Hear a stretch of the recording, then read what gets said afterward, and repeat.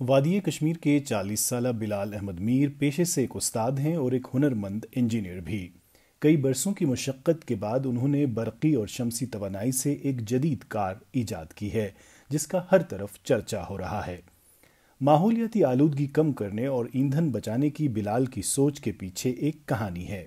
Basically میں نے news paper میں سنا تھا کہ جو پیٹرول ہے اس کا جو آگے پرائس وہ ایکسپونشنلی انکریز ہو جائے گا، تو میں نے سوچا کہ کیوں نہ میں فری انرجی بناؤں، تو مجھے پھر اس میں یہ آئیڈیا آیا۔ بلال نے بھارتی ریاست کرناٹک سے انجینئرنگ کی تعلیم حاصل کی اور کشمیر واپسی پر سولر کار کی تیاری میں جڑ گئے۔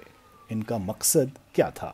آگے تو میں بس وہی چاہتا ہوں کہ یہ عام لوگ اس کا آنند اٹھا سکتے ہیں جو یہ کار ہے، تاکہ ہر ایک انسان جو بھی مڈل کلاس کے خاص کر لوگ ہیں وہ اس کا فائدہ اٹھائے۔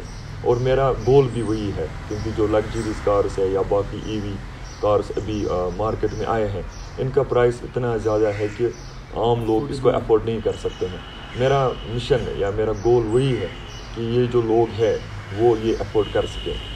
بلال کی تیار کردہ گاڑی کی مائلیج کتنی ہے اور کس رفتار سے یہ چل سکتی اور کتنے گھنٹوں تک؟ اس میں کیا ہوتا ہے، یہ ڈیپینڈ ہوتا ہے۔ جیسے میں نے ابھی اس میں جو بیٹریز رکھے ہوئے ہیں وہ ایک بیٹری جو ہے ایچ بیٹری از 40 AH، تو اگر ہم 40 AH کی جگہ 300 AH یا 200 AH سے لے کر 300 AH بیٹری میں رکھوں گا تو یہ 200 کلومیٹرز دے گا اس میں ایک چارج میں۔ شمسی توانائی سے بھی ہمیں یہاں سے 40% سے زیادہ ہمیں اس میں مائلیج ملے گی، اور تھوڑا بہت سپیڈ کو بھی انکریز ہو جائے گا، اس سے 150 ٹچ آرام سے کر سکتے ہیں اس میں۔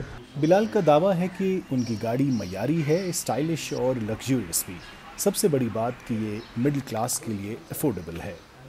کہتے ہیں کہ اگر علم حاصل کرنے کے لیے چین بھی جانا پڑے تو جانا چاہیے۔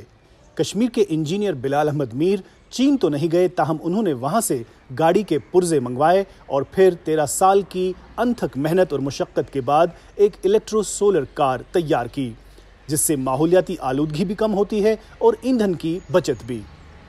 سری نگر سے DW کے لیے گوہر گیلانی۔